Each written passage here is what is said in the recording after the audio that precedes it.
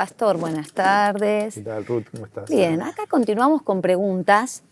Estamos en un tiempo bastante delicado, difícil, y hay muchísima preocupación en los adolescentes, en los jóvenes, en todo tipo de edad, ¿no? Ahora, mi pregunta es, ¿usted qué cree en este contexto? ¿Qué es lo que más le puede preocupar al hombre, a la mujer en el tiempo que estamos viviendo? Cada persona es un mundo. Lo que me puede preocupar a mí, a lo mejor al otro no le preocupa, o al otro. Son distintas clases de preocupaciones.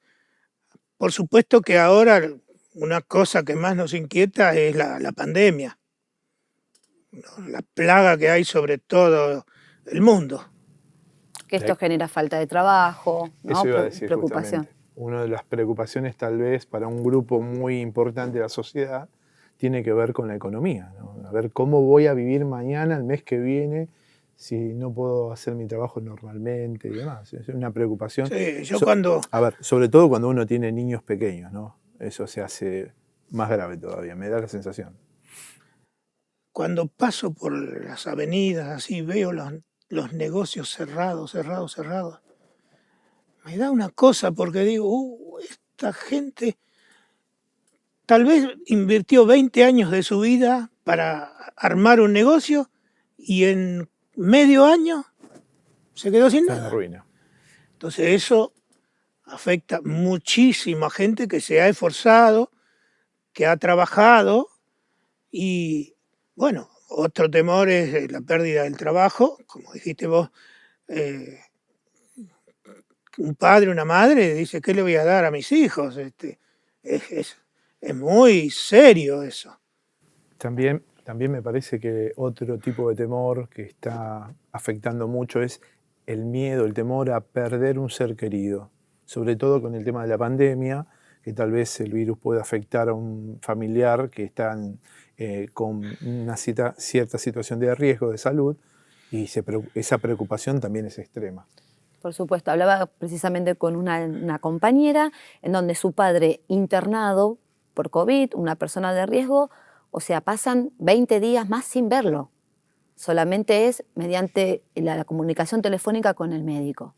Entonces, todo eso genera preocupación, te lleva a una situación muy difícil, de estrés, y sin saber qué está necesitando. Y esa persona enferma que no puede ver a su familia. O sea, esta preocupación es como que abarca las dos partes, ¿no?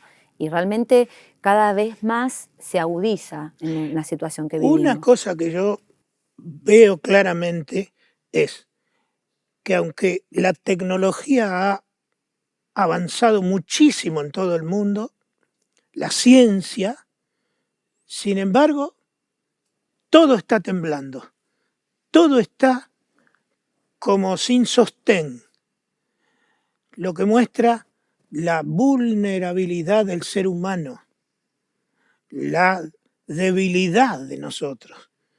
Por eso es que el ser humano, hombre, mujer, niño, joven, necesita de Dios, necesita de la palabra que nos ayude, que nos levante.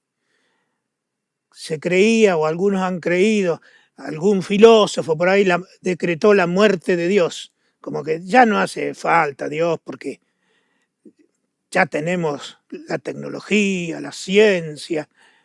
¿Y de qué sirve todo eso si somos débiles? Hasta, viste, los presidentes que los internan, que tienen los También mejores le llega la médicos, enfermedad, claro. tienen todo a favor y los internan igual. Entonces, hasta los presidentes necesitan, los policías, los médicos. ¿Viste los médicos pobres que han muerto muchos? O sea, el ser humano es débil y necesita de algo superior. Y ese algo superior no es la naturaleza. La naturaleza no habla, no explica nada. Dios sí habla, Dios bendice, Dios obra en las vidas. Seguramente debe estar pasando muchas personas situaciones extremas y a veces a cualquiera de nosotros nos resulta casi imposible poder ayudar a esa persona que tiene un familiar ya en una situación muy compleja de salud o que perdió el trabajo. Es muy difícil poder ayudar porque estamos limitados. Pero qué bueno es esto que está diciendo, pastor, que necesitamos para poder encarar ese temor y esas situaciones, necesitamos de alguien como Dios para poder seguir adelante. Les voy a contar algo que tal vez ustedes lo han leído porque ustedes leen la Biblia. ¿Se acuerdan de Gedeón? Sí, El gran héroe. ¿Cuántos héroes que hay en la Biblia? Y muchos ni se enteran. Ahí está relatado las cosas que pasaron. ¿Qué pasó? ¿Cómo surgió este Gedeón? Gedeón era parecido al rey David, que era un cuidador de ovejas, un muchacho del campo, digamos, ¿no? Ni siquiera vivía en la ciudad. Y Gedeón era algo parecido. Gedeón era una persona común, trabajadora. Y lo que ocurría en Israel era que los pueblos de alrededor, cuando llegaba el tiempo de la cosecha, venían y le robaban la cosecha, Atacaban. le robaban los animales, en otras palabras, los refundían. Bueno, esto tenía un origen, tenía una causa, y era que el pueblo de Israel, que creía en Dios, que oraba a Dios, había desobedecido a Dios, había levantado estatuas a dioses de otros pueblos. eso le iba a preguntar, porque en teoría la Biblia aclaraba que si ellos obedecían lo que Dios ordenaba, las cosas siempre iban a ser buenas las que le iban a ocurrir. Evidentemente, en este caso, como No, usted pero dice, está claro en los mandamientos, dice, pero si no Claro. obedecieres, te pasará esto. También había consecuencias. Claro, Sí. claro. O sea, porque Dios nos conoce. Entonces sabe que nosotros somos inclinados, como dijo el apóstol Pablo, yo quiero hacer el bien, pero hay una fuerza que me tira para el mal. Entonces, como Dios sabe eso, dice, si te portás bien, si sos fiel, serás bendecido. Vivirás bien, feliz. Ahora, si vivís mal de cualquier manera, te va a ir mal. Es una advertencia de un padre. Sí, y muy claro. Bueno, Blanco, sí. entonces todo el pueblo estaba desorganizado, medio parecido a la Argentina, que no se sabe qué pasa, ahora me estoy preocupando más, pastor, con lo que usted me está diciendo. pero hay Gedeones. Ah, Bien. Atención. Sí. Entonces, la gente estaba desorientada y con miedo. El pueblo de Israel. Tenían miedo, porque no, año tras año le pasaba lo mismo y no había un líder, no había defensa. Se necesitan líderes. Cuando no hay líderes, la gente arranca para cualquier lado. Un rumor, un chisme que sale, la gente lo sigue, cree que... todos Pero desorientados. cuando hay un líder claro que explica bien las cosas, cuál es el plan, cuál es el proyecto, la gente dice, bueno, esto está bueno, y apoyan. Bueno, eso ocurrió con Gedeón. Dice la Biblia que Gedeón estaba trabajando, y se le aparece el ángel del Señor y le dice, varón esforzado y valiente. Claro, porque la gente tenía miedo y ya ni ganas de trabajar. Parecían los piqueteros de, que no trabajan, más van todas las 9 de julio. Perdón, pastor, Gedeón, era una persona común y corriente. Común. No era de linaje real. Nada. No era del ejército, ¿Cómo, era un trabajador. ¿Y cómo es que Dios justo puso su mirada en ese hombre? ¿No? Porque era, en la explicación que se deduce de lo que dice la Biblia, porque era esforzado y valiente. O sea, que estaba dispuesto a hacer cosas. Un líder. Si no tenés esa condición, no podés ser líder. Esforzado, trabajador y valiente. Enfrentar las situaciones. Entonces, Dios vio eso, dice que el ángel le habló, dice, tú vas a liberar a este pueblo. Y Gedeón contesta, ¿yo? ¿Con qué? Si no soy nada, no tengo nada. ¿Cómo voy a hacer? Dice, Dios va a estar contigo y por eso vas a vencer. Es maravilloso leer el libro de Jueces. Y qué importante también el concepto que él tenía del mismo, o sea, no se creía más, no era orgulloso, ¿no? A mí me da la sensación que se creía menos. Menos, por eso, Inclusive. menos. Él no se sentía en la condición de llevar ese pueblo adelante. O sea, también esa humildad, ¿no? Qué importante. Sí. Y bueno, hay varios hechos que se relatan de los éxitos de Gedeón que muestran, ¿no?, esa cualidad que empezó a destacarse. Él invita al pueblo a que no se queden quietos, que se defiendan, que el pueblo se prepare y bueno, y así fue. El pueblo le creyó y empezaron a prepararse y ya empezaron a frenar a las diversas bandas armadas que venían. A ver si ayúdeme a hacer un poco de memoria. El pueblo al que pertenecía Gedeón, Sí. cuando venía la gente a robarle todo, se escondían, ¿no? Tenían temor. Dice, en las cuevas. Y Gedeón también. En las rocas. No sé, de él no dice que hacía eso, pero él también lo haría, no sé. Claro, claro. Dice, como eran muchos y venían armados, se escondían. Claro, Dice, tenían temor de lo que iba a pasar, pero lo que entonces le dijo, lo dejaban. no nos escondamos más. Claro. Vamos a enfrentar el problema, dijo Gedeón.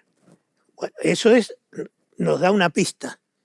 Frente a los problemas, las dificultades, no nos encerremos nosotros mismos, no nos escondamos, sino que enfrentemos. ¿Cómo vamos a enfrentar?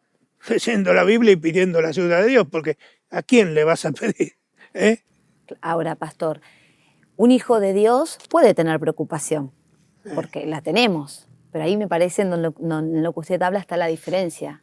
Recurrimos con ayuda y se la pedimos al Señor. Si no tuviéramos miedo, si no tuviéramos problemas, no oraríamos. ¿Para qué vamos a orar? ¿Qué le vamos a pedir? Estaríamos todos cantando y saltando. Es porque tenemos problemas, dificultades, igual que cualquiera. Pero lo peor que hay es el temor. Por eso siempre en la Biblia se elogia varón esforzado y valiente, o mujer valiente, o joven valiente. O esta palabra de no temas. No temas, no tener miedo. ¿Por qué? No es porque somos guapos, no, es porque el temor te enferma más. El temor te hace retroceder. En cambio, la autoconfianza, con la bendición de Dios, la fortaleza de Dios, te hace, por lo menos, si no avanzás, plantarte ahí, ¿no? Bueno, siguen los relatos de Gedeón en el libro de Jueces, y Dios le dice, prepárame a los guerreros para la defensa del pueblo de Israel.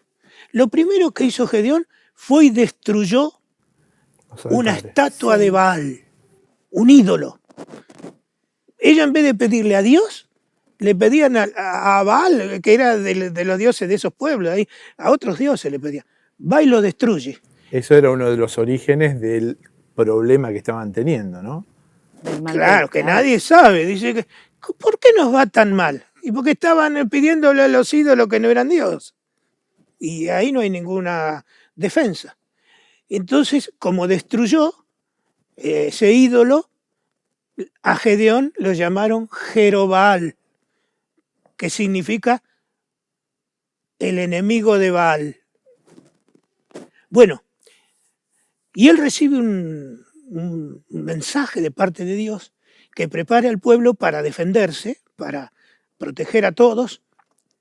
Y dice, pero cuando juntó a la gente, Dios dice, no, pero es mucha gente, dice. Porque no necesito tanta gente. Con pocos, pero decididos y valientes. Siempre el decidido, el valiente. O sea, tenemos que tomar decisiones. No podemos quedar, ay, qué mal que me va, ay, qué triste. Que no. Bueno, sí, te sentí triste, te sentí mal. Bueno, pero voy a pedirle a Dios que me ayude, voy a hacer algo. Cuando tomamos esa actitud, viene la bendición. Me llama la atención, escuchando el relato, que había una relación muy fluida entre Dios y Gedeón, ¿no? Es decir, Dios le contaba en forma directa qué tenía que hacer y Gedeón entendía con claridad lo que Dios le estaba diciendo. Había como un Es vínculo. que los que servimos a Dios tenemos que tener comunión con Dios. Es indispensable. Y porque si no, dediquémonos a otra cosa. Si nos dedicamos a servir a Dios, tenemos que tratar de entender la voluntad de Dios y obedecer la voluntad de Dios. Y él como líder y como aquel que llevaba al pueblo adelante, indudablemente necesitaba esa comunicación y comunión con Dios. Y mirá lo que dice, un truco, una trampa. Dios dice, llévalos al río, dice, a toda la gente. Y fíjate cómo toman agua. Dice, y fueron, dice, y la mayoría, la inmensa mayoría, se tiró así y empezó a tomar agua del río. No son como los ríos de ahora, eran ríos cristalinos. Claro. Dice, y fíjate quiénes toman así Matando con su mano. con su mano. Dice, a esos elegirás como soldados. ¿Por qué? Porque esos no se descuidan como los otros que se tiran y cualquiera puede venir de atrás y pegarle. Estos están agarrando así, pero están alerta. ¿Qué quiere decir eso? Que tenemos que estar alerta. Dios está con nosotros, Dios nos quiere bendecir, pero tenemos que estar alerta. Tenemos que ser decididos y la bendición de Dios va a estar con nosotros. El miedo se va a alejar, la tristeza, la duda se va a alejar cuando nosotros nos decidimos a acercarnos a Dios y obedecerle. Así que les deseamos a todos que busquen una iglesia, que lean la Biblia y que Dios los bendiga.